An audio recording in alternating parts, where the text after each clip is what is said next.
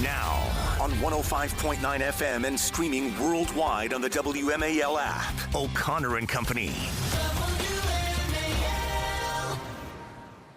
It's 8:07. Thanks for tuning into O'Connor and Company here on our fourth hour of our 4-hour morning extravaganza. If you missed our first 3 hours, go ahead and subscribe to our podcast so you don't miss a darn thing.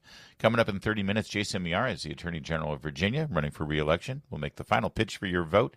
It's Larry O'Connor with a rockin' out Cassie Smedley, who, by the way, now that you're wearing the Bill Cosby era 1983 sweater, right? It's perfect. And now we're playing a little Sir Duke with Stevie Wonder, and it's just sort of everything's coming together.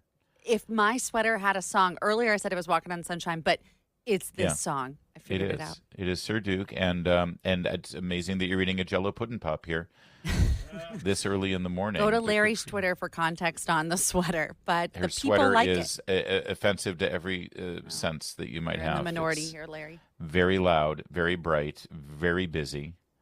Joining us right now, Katie McFarland is none of those things, except for the busy part. She is busy, and she's going to join us to evaluate the president's rainbow tour to Asia, between Indonesia, Japan, South Korea for the summit, and then a meeting with Xi Jinping.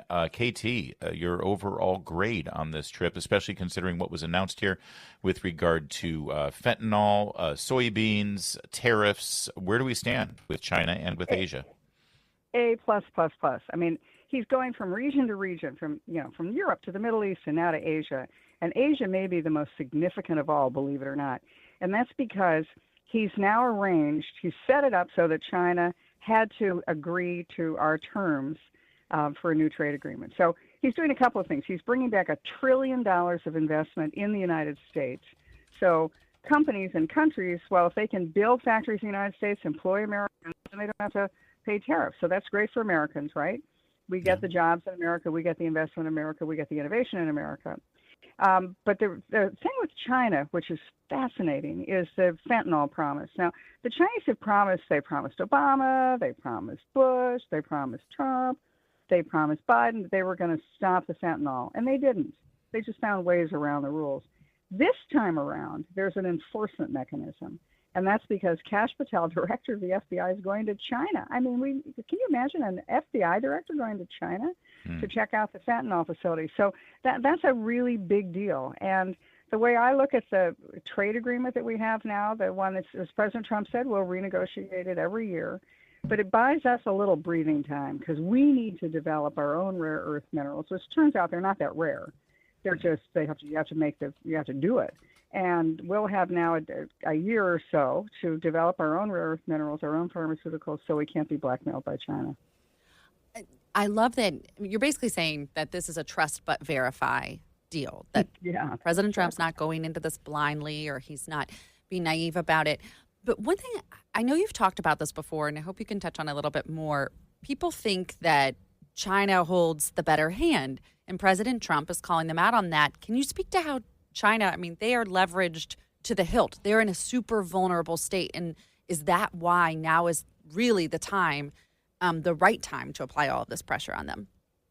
Yeah, I mean, President Trump deliberately blew up the international trade order. Why? Because they were all ripping us off. And he's now able to renegotiate bilaterally with every country because he understands the power of the market. Only the United States, countries have to sell their goods in the United States or they go broke. They have nobody else to sell them to. The Europeans, their economy is flatlined. The Asians, the Chinese have never really recovered from COVID. And as you point out, they have a lot of economic problems of their own. So President Trump that's the ace. That's the ace in any hand, is that he can say, look, you don't want to do what we want you to do, whether it's regard to fentanyl, whether it's regard to the Middle East, whatever. We are going to slap on a tariff. We have alternatives to buying your products. You don't have an alternative. And so President Trump understands it. It's not pretty. Everybody's moaning about it, but it's very effective. And that's why countries, after 24 hours of a tariff, they'll have to bend.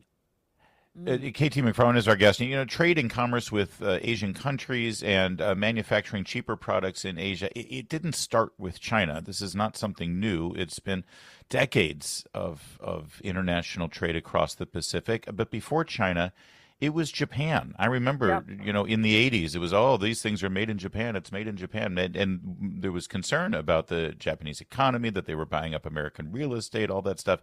And then there was a shift. Could you reflect, please, on President Trump's extraordinary visit to Japan and what appears to be already a very important relationship with their new prime minister? Is there a power shift going on back in Asia, and it's swinging back over to Japan?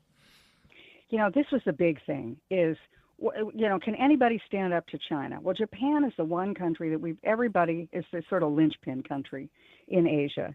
And President Trump's meeting, which exceeded all expectations, he's found a kindred soul in the new Japanese prime minister. She's a hawk. She wants to do increased defense spending. She wants a closer cooperation with the United States. She's willing to stand up to China. And you could it was like bouncing off the pictures to see how much she respects President Trump and he respects her. That's going to be a huge difference because Japan, the leader in Asia, if Japan is willing to step up to China, is willing to have a closer relationship with the United States, that gives every other country in Asia the political cover. They can do it too. None of them want to have the Chinese bossing them around. They've seen what that looks like recently and then anciently. But none of them would have the guts to go up against China one at a time. That's why the unbelievable sort of personal connection and chemistry was so valuable. And the new Japanese prime minister, she's a protege of the previous three prime ministers ago, Shinzo Abe, who was very close to President Trump. And he looks at her as the heir apparent. All right. KT, can I shift you back to North America here? Because I saw over the weekend Canada or some political and in business interests in Canada put out an ad demonstrating, in their opinion, that Ronald Reagan would have been at odds with President Trump's policies with regard to trade and tariffs. And I saw that and thought to myself, I don't think this is entirely accurate. And I want to talk to someone who knew President Reagan and cooperated and worked with President Reagan at the time. Yes, he was a free trader, but he also favored tariffs when they were necessary for political purposes. But what did you make of what Canada did here? First of all, is it accurate? And secondly, why did Canada do that? First of all, it is accurate. But it's out of context. So if you go back and look at that speech, President Reagan, in the beginning of the speech, he said, Canada's cheating. They're cheating on some of our trade agreements. The semiconductors was the issue of the day. It's like the microprocessor of their day. And he said, and they're dumping semiconductors on the American market. They're not for free or fair trade. And so as a result, I've got to, unwillingly, I don't want to have to do this, but I've got to slap tariffs on them and trade restrictions. And then he went on in the speech to say, however, I believe in free and fair trade. It's not just free trade, it's fair trade. And so when the Canadian, the Canadian premier did this really silly ad, it was all to try to humiliate Donald Trump and say, ha, ha, ha. And it was also geared to having the United States Supreme Court pay attention, which I think they're immune to Canadian premiers I would from certainly Ontario hope so. trying to do things. Yeah. But it was just so needless. And because here's the thing, President Trump believes in personal diplomacy. And that was a personal slap at him. And we're in the middle of renegotiating a U.S.-Canada trade deal. How dumb is that, right? What kind of goodwill is Canada going to get? None. If you look at the difference between the Canadians and the Japanese or the Koreans or how everyone else is treating President Trump, I think the Canadians may have had some moment of ha, ha, ha, ha, but it's going to rue them in the end. All right. This is our last conversation before your city commits political suicide and elects a communist. Do you have any hope that they're going to come back from the brink? What's it looking like up there? Well, it's a split decision. Nobody really knows. It could go either way. But there's a silver lining that even if the communist gets elected, what's going to happen is New York, tragically, is going to go through a horrible period. You know, the garbage, it'll be just like it was in the 70s. And the garbage won't be picked up. There'll be no cops. There'll be mass. What will happen then is the new mayor of New York will go to President Trump and say, bail us out. And he'll say, no, drop dead. And then the way New York works is the state takes receivership of the city. So the city of New York will be run from the state government in Albany. What will that mean? that a Republican will be elected a year from now as the new Governor governor. Stefanik.